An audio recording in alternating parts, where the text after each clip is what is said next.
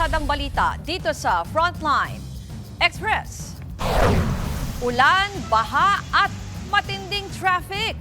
Nararanasan sa ilang lugar sa Luzon dahil sa malakas na pagulan dulot ng habagat. Ang update sa lagay ng panahon, alamin. Day 60 na ng impeachment trial ni VP Sara Duterte, hostile witness na dating Special Disbursing Officer ng PISE, iniharap ng prosekusyon. Higit 7 trilyong pisong national budget, sinimula ng busisiin at himayin sa Kamara. At sa pulsa video, 3 taong gulang na bata sa Davao City, nahulog mula sa ikalawang palapag ng kanilang bahay. Mga kapatid, doble ingat po tayo dahil patuloy na mararanasan ang malalakas na pag-ulang dala ng habagat. Dito sa Metro Manila, matinding buhos ng ulan ang bumungad ngayong araw ng Lunes. Ang resulta, hebigat na traffic sa mga pangunahing kalsada, kasama na po sa EDSA. Halos wala na ring maaninag dahil naman sa malakas na pag-ulan. Muli ring binaha ang ilang lugar kabilang ang Maysilo Circle, diyan po sa Mandaluyong City. Sinuong na lang ng mga sasakyan ng baha, makarating lang sa kanilang pupuntahan. Ramdam din ang bagsik ng habagat sa ilang probinsya. Sa Tarlac, nawasak ang bahagi ng dike sa kasagsagan ng malalakas na ulan. Buong pwersang nakatutok ang News 5 sa epekto po ng habagat. Pahirapan ang biyahe ng mga motorista at commuter ngayong Lunes dahil sa baha sa mga pangunahing kalsada sa Metro Manila. At live mula sa Makati, may Express Report si Mon Gualvez. Unahin muna natin. Ayan, Mon, okay. Kamusta, Mon? Mukhang may baha pa dyan sa kinatatayuan mo. Meron pa, Ruth, no? Pero sa mga oras na ito, tumigil na nararanasan dito sa lugar. Although may mga ambon pa, pero nakikita nyo nga sa likod ko, talagang lubog pa rin sa matinding baha. Itong bahagi ng Buendia Avenue dito nga sa Makati, kaya talagang pahirapan sa mga commuter, maging sa mga motorista. Actually, round 2 na ito ng pagbaha dito sa lugar. Nagsimulang maramdaman yung baha dito bandang alas 9 kaninang umaga nang magkabuhol yung traffic sa corner ng Osmeña Highway dito nga sa Buendia, Makati. Hindi makadaan ng maraming motorista dahil sa binahang kalsada. Ang ilang commuter napilitan na lang maglakad sa may Center Island. May ilang rider itong matinding baha. Ang isang rider nga tinulak na lang ang kanyang motorsiklo matapos tumirik sa baha. Habang ang ilan nagpapasan na para lang makatawid sa kabilang kalsada. Sa Chino Roses Avenue, isang sasakyan din ang na-stranded dahil sa matinding baha. Hindi na nakaandar ang sasakyan matapos malubog sa lagpas na tubig. Pahirapan din ang biyahe sa may Magallanes Tunnel dahil sa lagpas tuhod na tubig baha. Pilit na tumawid ang mga motorista sa kabilang dulo ng kalsada kasabay ng walang tigil na ulan. Gutter deep naman ang naranasang baha sa may Quirino Avenue, corner Taft Avenue sa Maynila. Biglang taas din kasi ang tubig baha dahil sa walang tigil din na pag-uulan sa lugar. Binaha rin ang ilang bahagi ng EDSA Boni northbound sa Mandaluyong at nagdulot din ito ng mabigat na daloy ng traffic. Nalubog din sa baha ang tapat ng Mandaluyong City Hall. Tanging mga SUV lang ang nakakadaan sa kalsada. Ruth, ipakita ko lang muna sa inyo sitwasyon ngayon dito sa may Buendia.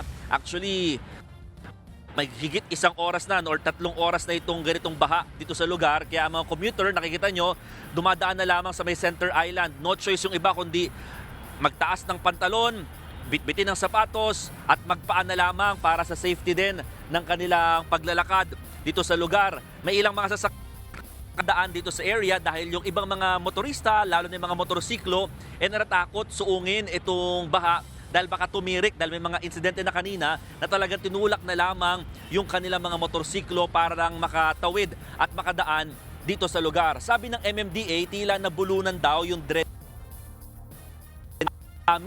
ng volume na bumagsak dito sa lugar. Although tuloy-tuloy naman daw ang pagpapump nila ng tubig papunta sa Tripa de Galina na siyang labasan ng tubig mula dito sa Makati at papunta na rin sa may Libertad sa Pasay, no? At paalala lang sa mga kapatid natin motorista, maaaring siguro iwasan muna itong area na ito para hindi rin kayo mabalahaw. Bagamat passable naman siya sa ilang mga sasakyan, maigi na daw mag-ingat at umiwas na sa mga pagbaha dito sa lugar. Ruth? Mon, huminto na nga yung pag-ulan dyan pero may baha pa rin. So ang next na problem ng ating mga kapatid yun namang mga pauwi na. Kasi di ba marami na rin nagsuspend ng opisina, may iba nga klase pero late na rin suspend. Kamusta naman halimbawa yung transportasyon dyan? Sabi mo yung mga motor medyo nahihirapan dumaan.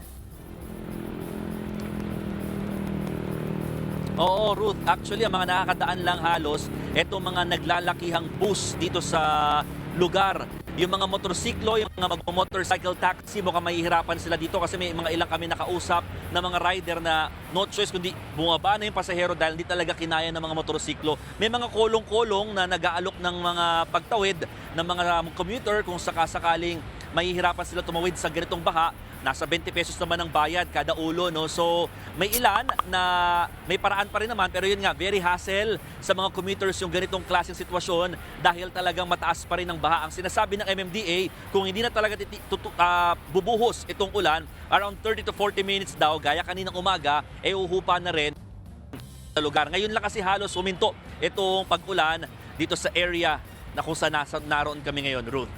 Mon, hindi mo siguro napansin, nakikita kasi namin yung jeep sa likod mo, parang tumirik na umuusok Oo, tumirik na. Oo. Ito, tumirik na nga yung jeep dito, Ruth. Pakita namin sa inyo, ha? Oo. Kaya yung mga sakay ng jeep ngayon, dahil talagang napahinto na lang bigla, no? Itong isang jeepney dito sa area. Umuusok na halos yung pinakaharapan na makina nitong jeep at talagang wala. Ito, yung mga pasahero talagang no choice kundi bumaba na lamang ng jeep para makatawid na. Kasi wala, na-stop na stranded na talaga yung jeep dito sa area matapos nga talagang suungin. Kung tituusin, Ruth, actually, nasa halos gitna na ng gulong pa lamang naman itong tubig dito sa area. Pero yun nga, mukhang naipon na talaga yung tubig dito sa lugar o dito sa jeep, no? Kaya talagang hindi niya nakinaya. So ngayon, talagang may mga traffic enforcers din naman dito sa area na maaaring tumulong din dito sa na-stranded na jeepney. Ruth. Isa pang problema yung mga ganyan, yung kasi hindi natin alam, baka talagang matagal-tagal na rin na sinuong ng baha yung jeep na yan, kaya kawawa yung pasahero, kawawa din naman yung driver, Mon. Sige, ingat kayo dyan, yan po ang Express Report ni Mon Gualvez mula sa Makati. Matinding traffic din ang sumalubong sa mga kapatid natin galing sa timog na bahagi ng Metro Manila at live mula sa Parañaque. May Express Report si Gary De Leon. Gary, ang nakikita ko naman dyan sa likod mo, mukhang naipon naman, matraffic naman dyan, Ruth, nga dahil sa malakas na buhos ng ulan, binaang ilang kalsada, kaya ang resulta, mabigat na daloy ng trapiko. Ganyan ang nararanasan ngayon sa northbound lane ng SLEX Skyway at EDSA sa entrada pa nga lang ng Skyway sa Alabang. Ramdam na ang tukod ng traffic at usad pagong ng mga sasakyan. Gutter deep na kasi ang baha sa mga exit point ng Buendia at Magallanes. Sa SLEX, matindi rin ang naranasang traffic sa Villamor Toll Plaza dahil sa baha. Nagresulta rin na mahabang pila sa toll gate ang kawalan ng RFID load ng mga motorista. Dahil din sa baha, traffic din sa EDSA Pasay Rotonda kanina hanggang usad bagong din ang mga sasakyan mula Guadalupe Bridge hanggang sa Show Boulevard. Kaninang umaga, halos wala rin galawan na naranasan ng mga sasakyan sa NAIA Expressway. Sa ngayon, Ruth, dito sa kinalalagyan ko sa Parañaque, ito yung area dito sa Barangay San Dionisio na kadalasan ay lumulubog sa baha. Bagamat malakas ang buhos ng ulan nararanasan, ay wala tayong nakitang pagbabaha. Himala ito, no? Ito kasi yung pinakalolaying area rito at walang box. Kaya sa mga kababayan natin na pupunta rito sa Parañaque at natatakot na ma-stranded, wala pong baha. Ito yung area ng mall at ng LRT station, no? At doon naman sa may 4th State ang naranasan. Kaya safe mag-travel ngayon dito sa Parañaque at passable ang lahat ng kalsada. Ruth. Gary, nabanggit mo lang din kanina, medyo apektado yung NAIA Expressway. May abiso kaya, halimbawa kung yung mga babiyahe papunta o pauwi na galing ng airport, kamusta yung traffic dyan? Lalo na yung mga paalis. Ruth, payo natin may biyahe, no? May flight na schedule ngayon, no? At hindi naman na-cancel yung flight nila. 3 hours o 4 hours sana, bumiyahe na kayo. Magpasiguro na kayo na makakarating kayo ng airport para masiguro ninyo makakasama kayo sa biyahe at hindi kayo maiiwan dahil sinasabi ko na sa inyo, Kasi ninyo kasi pabagsubugso ang buhos ng ulan, paiba-iba rin nagiging sitwasyon ng kalsada. Kaya para maiwasan ang lahat ng yan, punta na po kayo sa airport kung may biyahe po ngayong araw. Ruth. Yan po ang Express Report ni Gary De Leon live mula sa Parañaque. Sa Quezon City naman, namerwisyo rin ang matinding traffic sa mga motorista sa Commonwealth Avenue. At para sa update live mula sa Quezon City, may Express Report si Ian Suyu. Ian, kamusta ba dyan sa kinalalagyan mo? Nasaan ka in particular ngayong nasang kalsada ka? Patawid na nga tayo patungo sa G. Araneta Avenue, pero kung makikita nga ninyo, nasa loob tayo ng sasakyan dahil stuck tayo sa traffic ng ilang oras na dahil may ilang mga kalsada nga talaga malapit dito sa lugar na hanggang sa ngayon ay binabaha pa rin. At karamihan nga ng mga major roads dito sa Quezon City ay kaninang umaga pa binabaha. Lunes na lunes nga, kalbaryo ang nararanasan ng marami nating mga kapatid. Mula kaninang umaga, ganyan ang sitwasyon dito sa Quezon City dahil sa walang tigil na pag-ulan na dulot ng hanging habagat kaya't mabilis na tumaas ang tubig. Pinaka nahirapan nga yung mga kapatid natin kanina na papasok sa trabaho. Sa kuha nga ng ilang netizens, kanina umaga pa lang, kita na yung abot tuhod na baha sa bahagi ng electrical road. Sa Commonwealth Avenue, paglabas pa lang ng Philcoa, nagsimula na ring maging ilog ang kalsada dahil sa lawak ng pagbaha. Pati dyan sa bahagi ng Katipunan Avenue na stranded na yung ilang mga motorista. Iilan na lang yung mga naglalakas loob na sa ungin ng baha dahil sa pangambang baka tumirik o mabalahaw, partikular na yung mga rider ng motorsiklo. Sa Barangay Katipunan naman, may mga naiulat ng lampas taong baha, partikular na sa Lower Manga Street. Pati sa Barangay Del Monte sa Quezon City pa rin, kinailangan ng gumamit ng rescue boats ng ilang residente dahil sa lampas taong baha sa ilang kalsada. Maging ang kahabaan ng North EDSA patungong Balintawak po yan, pahirapang makadaan na rin ang ilang mga sasakyan. Kaninang tanghali nga, pansamantala ring hindi makadaan ang mga four-wheeled vehicles patapos matumbang isang puno dahil sa malakas na hangin sa may Barangay Cruz Naligas. Tanging mga motorsiklo lamang ang nakakadaan habang isinasagawa ang clearing operations dyan. Maging sa bahagi ng E. Rodriguez Avenue ay tila nagkakaroon na rin ng malakas na buhos ng ulan at hangin na nagpapaperwisyo sa ilang mga residente. Roots, ngayon nga, nagsisimula na naman, parang round 3 na ata ito ng pag-ulan dito sa kinalalagyan natin. At base sa huling tala na binigay ng Quezon City Local Government ay abot bewang na nga yung pagbaha sa may G. Araneta Avenue. At tandaan natin, isa to sa catch basin ng Quezon City. Ang Quezon City kasi ang may pinakamaraming mga flood-prone areas sa buong Metro Manila ayon sa DPWH, nasa 47 na flood-prone areas ang meron dyan compared sa Manila. Sa Manila City, nasa 17 lamang yan So, ganun karami yung mga lugar na binabaha dito sa Manila. At dahil nga tuloy-tuloy ang malakas na buhos ng pag-ulan, ganun din ang perwisyo na idinudulot nito sa ating mga kapatid. Kaya pangunahin po natin paalala sa ating mga kapatid na susuong sa pagbaha, siguraduhin pong may dalang bota at kung sakali man po ay maging maingat dahil ayaw din naman po natin na i-risk yung kalusugan natin. At yung iba pong mga super, mga riders natin, maging maingat din sa pagmamaneho dahil bukod madulas ang kalsada at yung iba nga may ilang mga kalsada talaga na binabaha na sa ngayon. Maging kanina sa may bahagi ng San Juan at Mandaluyong, may mga nadaanan na rin tayong binabaha ng mga areas doon hanggang sa ngayon. Ruth? Iyan, gusto ko lang malaman, sabi mo stranded kayo dyan, gaano inabot ba ng ilang oras ang biyahe nyo from which point? And then also, ano naman ang mga abiso mo dun sa posibleng nandyan din sa area na baka pauwi o kailangan talagang bumiyahe? Papakita ko yung sitwasyon namin ngayon dito. Makikita nyo, nandito tayo ngayon sa may bahagi pa to ng TV, Guevara. At makikita niyo medyo mabagal talaga yung pag-usad. Tanging yung mga motor lamang, yung nakakasingit-singit dyan sa gilid. Pero pag yung mga ganitong kotse, talaga mabagal at mga 1 o'clock umalis kami from Mandaluyong. To think na usually inaabot lang to ng ilang minutong biyahe. Ngayon, inaabot na ng ilang oras. Kapag pinindot nyo nga yung Waze ninyo or yung ibang applications ninyo for travel, aabutin talaga ng oras. Kaya paalala natin sa ating mga kapatid ay mas maaga magreserba siguro ng around 2 hours na allowance kung sakaling may pupuntahan kayo para on time pa rin makaabot sa inyong mga destinasyon. Ruth? Yan po ang Express Report ni Ian Suyu live mula sa Quezon City. Ingat kayo dyan.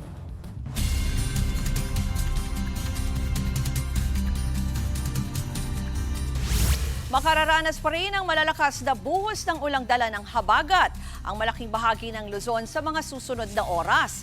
Ayon sa Pag-asa, nakataas na sa red rainfall warning dito sa Metro Manila, Bataan, Zambales, Pampanga, Bulacan, Rizal at Cavite.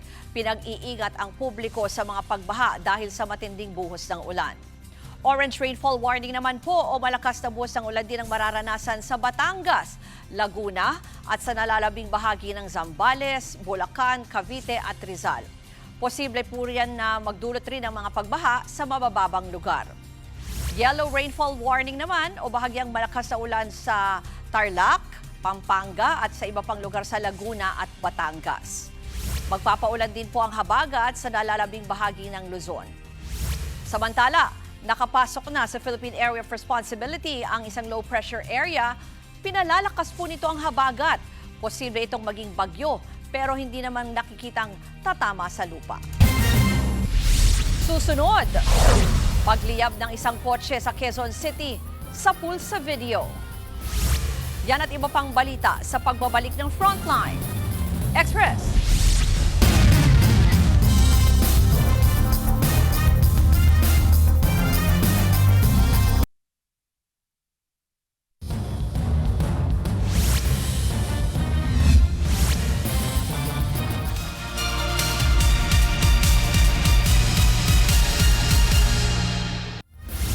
Iniharap na ng prosekusyon sa Day 16 ng paglilitis ang kauna-unahang hostile witness ng impeachment trial ni Vice President Sara Duterte. Siya po ang dating disbursing officer ni VP Sara na mismong humawak sa confidential funds. At live mula sa Senado, may extras report si Mobile Journal Merimon Reyes. Merimon, sino ba ang testigong ito at ano ba ang ibig sabihin pag sinabing hostile witness?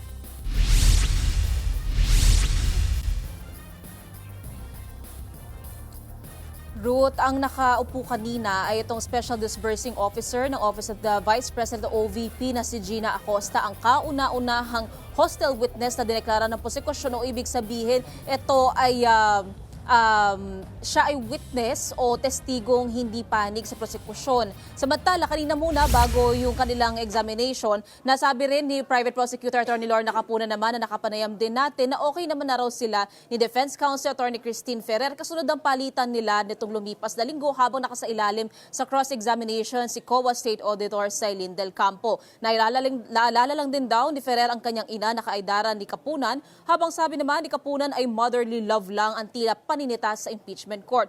Umupo na rin kanina naman sa witness stand itong si dating OVP SDO Gina Acosta na tetestigo patungkol sa umano'y maling paggamit sa confidential funds ng OVP. Pinangunahan ni Private Prosecutor Armando Virgil Ligutan ang presentasyon kay Acosta.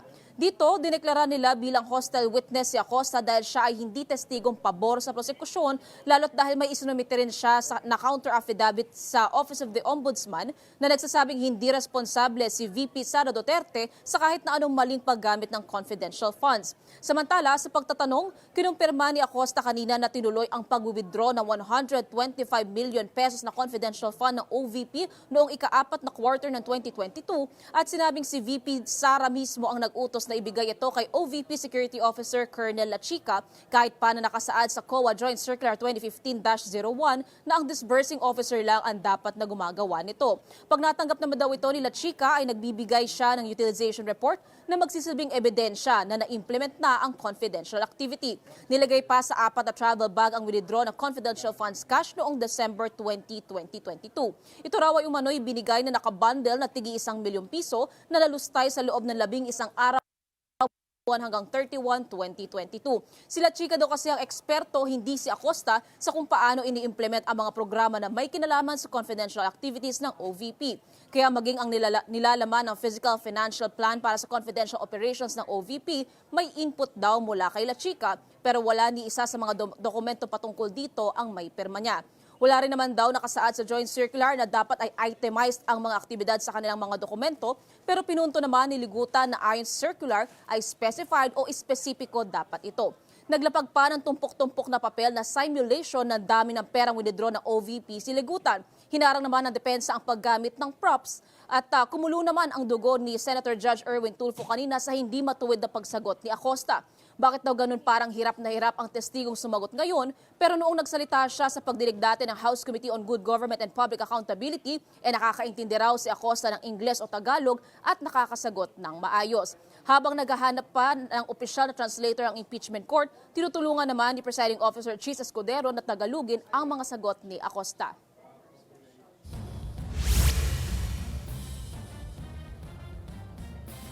Ruth, bukas ay ipagpapatuloy ang direct examination ng prosekusyon dito kay Acosta habang nakapila rin para sa linggong ito ang SDO naman ng DepEd na si Edward Paharda. Bukas din inaasahan na magbibigay ang impeachment court o ibibigay na ng impeachment court ang desisyon nito patungkol sa paglabag umano ng subjudice rule ng isa sa dalawang panig pagtapos mapakinggan at ang pagpapaliwanag naman ni Private Prosecutor Ligutan na nabanggit ni Defense Attorney Sheila Sison sa kanilang manifestation nitong lumipas na linggo. Ruth. Mary Mon, pero bago pala itong si Gina Acosta ay may isa pang testigo. Anong nangyari doon? Ruth, ito yung records custodian ng House of Representatives na si Marivic Pareha na panandalian lang na umupo sa witness stand. Ang pinaka-topic kasi na kanyang i-testify ay tungkol sa mga dokumento, yung transcript, yung notes doon nga sa mga isinagawang pagdinig ng House of Representatives noong lumipas na taon. Pero nag-confirm naman, nag-agree naman, nag-stipulate ang depensa sa nilalaman, kumbaga doon sa regularity at authenticity nitong mga dokumento, pero hindi sa katotohanan ng mga nilalaman nito. Kaya naman mabilisang na-excuse agad si Pareha at sunod na agad na sinalang ito namang si Acosta. Ruth. Yan po ang Express Report ni Mobile Journal Mary Mon Reyes live mula sa Senado. Muli namang inireklamo ni VP Sara ang nagpakilalang bagman umano niya na si Ramil Madriaga. Naghain ng ikalawang perjury complaint ang bise sa Taguig Prosecutor's Office. Kauna ito sa mga isiniwalat ni Madriaga sa kanyang supplemental affidavit noong April 11. Sinabi noon ni Madriaga ang umano'y plano ni na VP Sara at kanyang mga kaalyado na patalsikin sa pwesto si Pangulong Bongbong Marcos. Giit ng kampo ni VP Sara, walang basehan at walang katotohanan ang mga akusasyon. Una nang naghain ng reklamong perjury si VP Sara laban kay Madriaga nitong Marso. Susunod, 3 taong gulang na bata nahulog mula sa ikalawang palapag ng bahay. Yan at iba pang balita sa pagbabalik ng Frontline Express.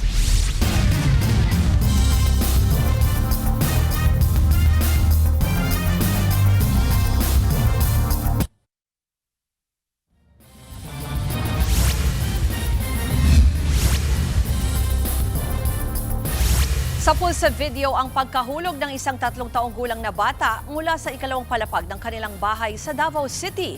Ang makapigil hiningang tagpo sa Express Report ni Bril Montalvo ng News 5 Mindanao. Sa kuha ng CCTV, makikita ang isang babae na tila binubuksan ng isang pintuan sa iskinitang ito sa Davao City. Hindi niya ito nabuksan kaya umalis na lang siya. Nang biglang may nahulog na bata mula sa itaas. Buti na lang at nasalo ito ng babae. Pamangkin pala niya ang 3 taong gulang na bata na nahulog mula sa ikalawang palapag ng kanilang bahay. Pinuntahan ng News 5 ang lugar. Eksklusibo namin nakapanayam ang babae sa viral video. Kwento niya, kakagising lang niya noon nang mangyari ang insidente.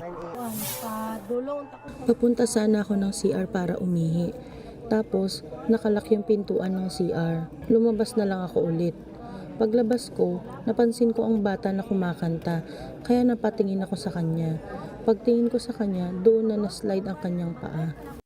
Ika-4 na umanong nahulog dito sa kanilang hagdanan ang bata na mayroong 12 baitang, kaya ang ginawa ng kanyang ina ngayon ay nilagyan na niya ng harang ang kanilang bahay para hindi na maulit ang disgrasya. Naisugod pa ang bata sa ospital noon dahil sa mga bali sa katawan. Laking pasalamat naman ang kanyang ina na hindi na paano ngayon ang anak. Hindi raw nila napansing lumabas ang bata sa kanilang kwarto. Nagtanaw ni siya TV. Nanonood lang siya ng TV sa kwarto katabi ang kanyang papa na natutulog. Tapos hindi namin namalayan na bumaba na pala siya. Sumigaw yung kapatid ko na nahulog na ang bata. Natulala na lang kami sa takot at nerbiyos.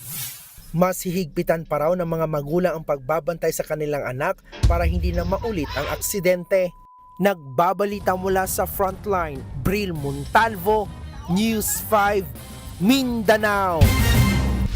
Kinwestiyon ng ilang kongresista ang mga nakalaang pondo sa flood control projects para sa 2027 national budget. At live mula sa Batasang Pambansa, may Express Report si Marian Enriquez. Marian, magkano nga ba ulit yung pondo na yan at anong sabi ng mga kongresista? Yes, Ruth, dito nga sa 7.2 trillion pesos na proposed 2027 national budget, lumalabas nga na nasa 107.4 billion pesos ang ilalaang pondo proposed budget para nga sa flood control projects sa susunod na taon. At dito nga sa pagsisimula nito nga budget deliberations ng DBCC dito sa House Committee on Appropriations ay giniit ni ACT Teachers Party List Representative Antonio Tino na dapat alisin na muna ang pondo para sa flood control projects sa susunod na taon. Pero puna nga ni Tino sa higit 100 billion pesos kasing pondong inilaan dito, nasa 113 mula sa 197 district engineering offices o DEOs lamang yung nilaanan ng flood control projects. Ibig sabihin nasa 84 DEOs ang zero allocation o walang pondo para sa flood control. At kapansin-pansin pa raw dito kasama sa walang pondo ang buong Davao Region na isa raw sa mga madalas bahain. Sagot naman ni Budget Acting Secretary Kim Robert De Leon, nakabatay ang assessment nila sa proposal ng DPWH. So kung walang proposal, wala silang i-evaluate at aaprubahan. Narito ang bahagi ng budget deliberation. We can also defer later on to DPWH para mabigyan po ng mas malinaw na paliwanag kung bakit hindi po, kung meron pong gaps na ganito po na na-observe. Ang pangamba natin dito ay magkakaroon na naman ng insertions at yung sinasabi niyong reforms na may vetting and so on and so forth ay hindi mangyayari pagka ganon.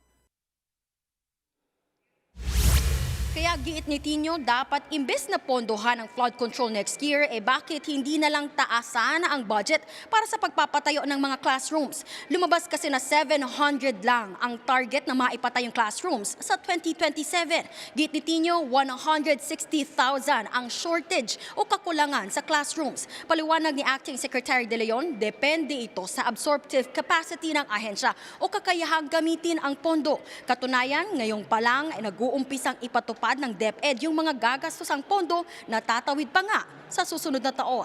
Ruth.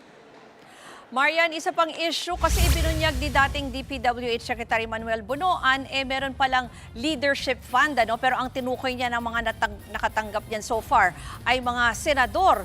Naungkat ba yan dyan sa deliberasyon? Na-bring up nga rin yung Ruth kanina ni ACT Teachers Party List Representative Antonio Tino. At kanina, pinuna nga niya yung nasa 49 billion pesos na nakalaan para sa DPWH Central Office Flood Management Program. Pero nanindigan nga si De Leon na foreign assisted projects ang mga ito. Narito pa yung bahagi ng budget deliberation. Hindi lang po sa DPWH, gayon din po sa iba pang mga ahensya. Kapag po foreign assisted project, ito po ay nakatag under sa respective central offices. So yung balanse po nito, ito po ay mga proyekto na isinumiti po ng DPWH. Ang punto ko po rito ay binalik ang flood control pero dating gawi pa rin. Nakaabang para sa insertions at merong allocation na tinawag ni Bunoan na leadership fund. Samantala, Ruth, humiling naman si Navotas Representative Toby Tiangco kanina nga dito sa budget deliberations na sana daw ay padaanin din itong budget ng House of Representatives o yung Kamara, katulad doon sa iba pang mga ahensya na tinatalakay muna dito nga sa committee level o sa House Appropriations Committee. Karaniwan kasi nangyayari, Ruth, ay dumidirekta na nga sa usapin nitong budget ng Kamara doon na sa plenaryo. Bagay na ayon nga kay Congressman Toby Tiangco, for transparency daw, maganda na mabusisi, mahimay ang pondo ng Kamara mismo dito pa nga lang sa panel o sa House Appropriations panel. Katulad doon ng ibang mga ahensya.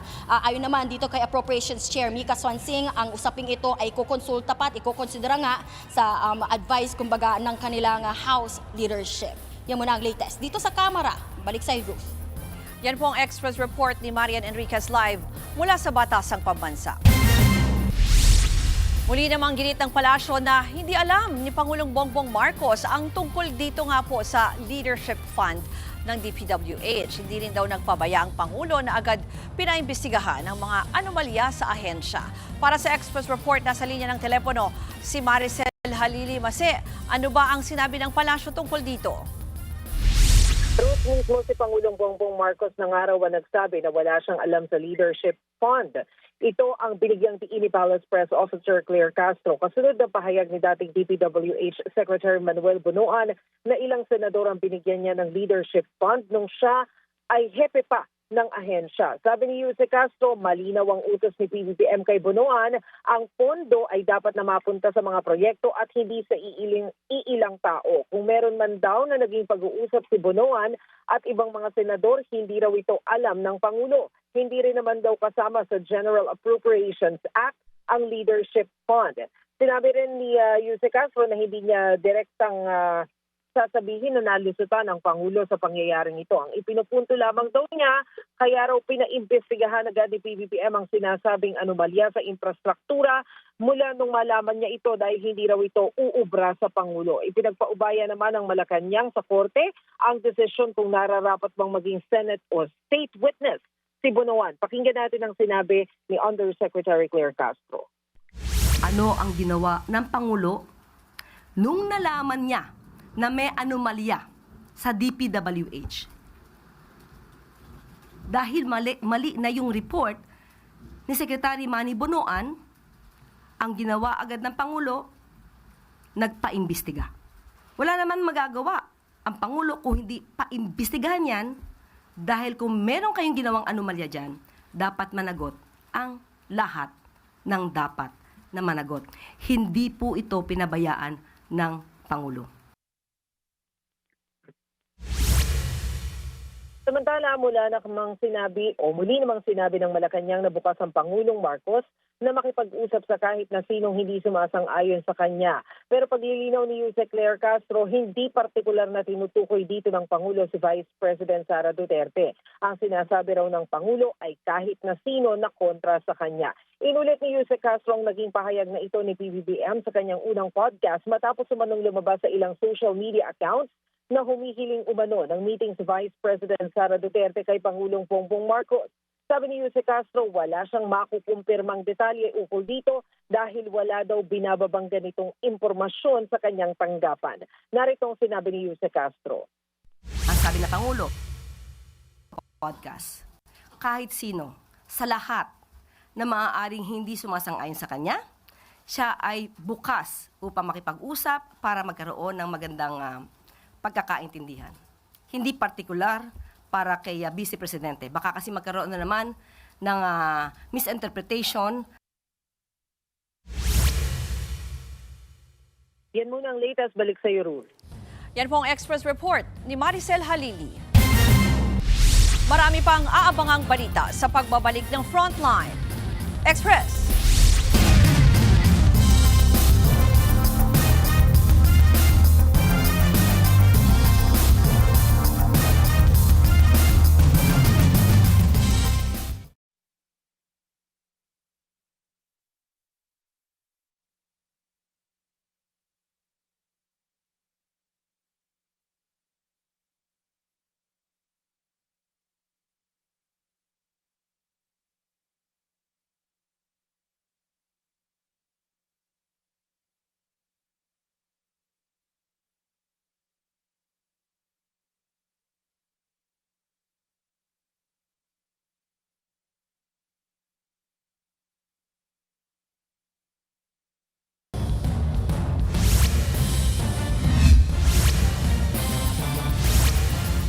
Sa pulsa video ang pagliyab ng isang kotse sa Quezon City. Base sa investigasyon, pinabagtas ng driver ang Commonwealth Avenue pasado alas 7 kagabi nang biglang umusok ang sasakyan. Itinabi niya ang kotse at agad lumabas para humingi ng tulong. Rumisponde naman ang mga taga-traffic unit at fire station. Naapula ang apoy bago mag alas 8 ng gabi. Wala naman pong nasaktan sa insidente. Marami pang aabangang balita sa pagbabalik ng Frontline. Express!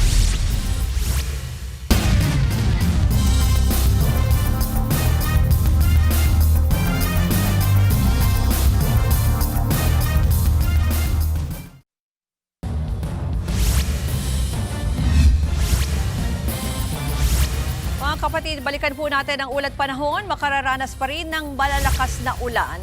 Dala ng habagat dito po sa Luzon. Kabilang dyan ang Metro Manila, Bataan, Zambales, Pampanga, Bulacan, Rizal at Cavite. Pinag-iingat ang publiko sa mga pagbaha dahil sa matinding buhos ng ulan. Manatili pong nakatutok sa News 5 para sa pinakabagong balita tungkol sa epekto ng habagat. Kami po ang inyong kapatid sa Balitaan at Public Service. Walang iwanan sa Frontline Express. Ako po, si Ruth Cabal. Magandang hapon at ingat po tayong lahat.